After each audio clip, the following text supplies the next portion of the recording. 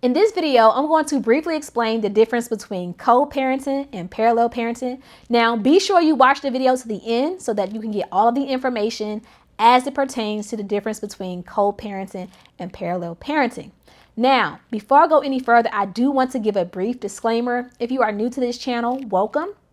You may not know that I sometimes have a habit of going off on side tangents, okay? And I want to improve that. And so I do have my handy outline here. So you may see me look off to the side just to make sure that I'm staying on track. And my goal is to graduate from having my outline within the next 2 to 3 weeks, okay? So I just wanted to give that disclaimer if you see me looking off to the side.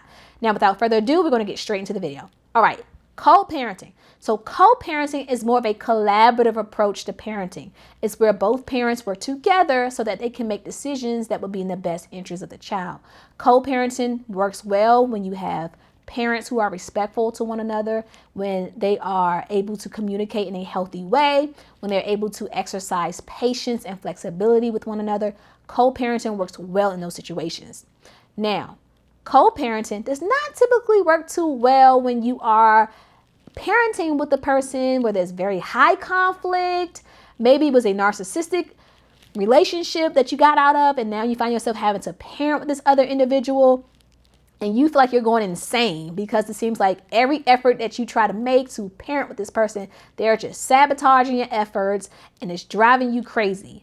And if that's the case, then you may need to consider parallel parenting. Now, I will say that the courts, at least where I practice, don't really recognize parallel parenting. I mean, there is sole legal custody and sole physical custody, but I won't talk about that much in this video. But parallel parenting, the term of parallel parenting, is not typically used in the court system where I'm practicing, at least, okay?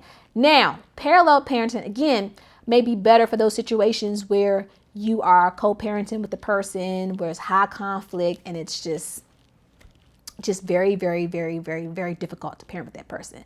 Now, with parallel parenting, it reduces the amount of contact that you have with the other person. It requires that you have your own parenting approach, your own parenting style when your child is with you, and the other parent has their own parenting approach and parenting style when the child is with them.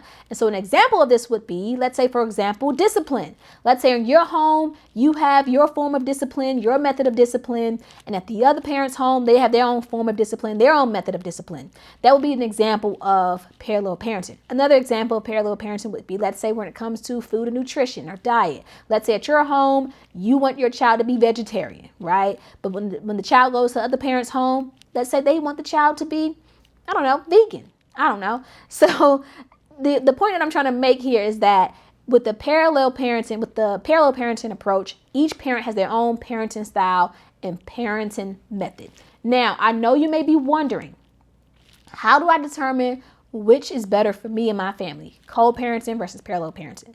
Now, I do have 3 questions that you can consider when you are trying to determine which is best for you. This is not an exhaustive list. These are just 3 questions to kind of get the brain moving, get the juices flowing so you can think more of your own to determine which may be best for you.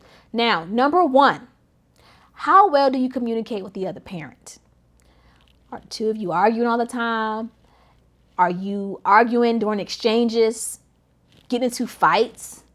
Okay, get into fights at the exchange place. Okay, listen, if you can relate to that, hit the like button and let me know. Do you have to find yourself having to meet at the police station? That may be something that you need to think about.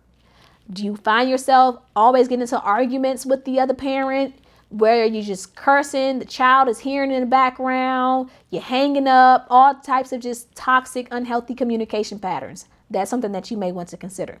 Number 2, how much contact do you want to have with this other parent? Again, this is very, very important as it relates to situations, as it relates to co-parenting relationships where there may have been some abuse in the past, or you just, maybe afraid for safety reasons. That's something that you want to think about. Number 3, has the other parent demonstrated a willingness to parent with you? Or have they adopted the mindset of, you know what, I don't want to be involved at all? Whether they just don't want to parent at all, or I just don't want to work with you. I just don't want to do anything that shows I want to be in agreement with you or work with you. You do your thing and I do my thing. That's something else to consider. Now, again, this is not an exhaustive list, just 3 questions to kind of get you started in the thinking process to help you determine whether or not co-parenting or parallel parenting is better for you. If this video was helpful in any way, please let me know by hitting the like button. You can also let me know by leaving a comment down below in the comments section. And if you have any questions, any further questions as it relates to co-parenting versus parallel parenting, please don't hesitate to send me an email. You can send me an email at nashia.conway@gmail.com. Thank you so much for watching the video. And until next time, be blessed, stay blessed. Same thing. I just like to say it twice. And I will see you all soon in the next video. Take care. Bye-bye.